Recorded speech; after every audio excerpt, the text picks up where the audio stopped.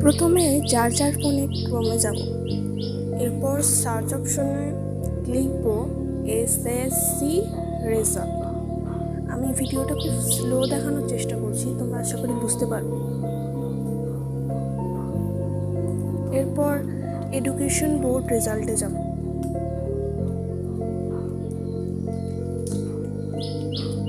Verifying হচ্ছে।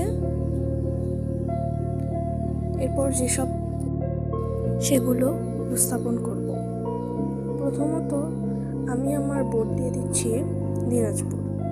Name of examination দেব SSC Dakhil equivalent.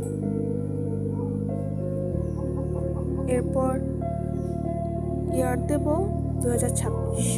Type of result select করব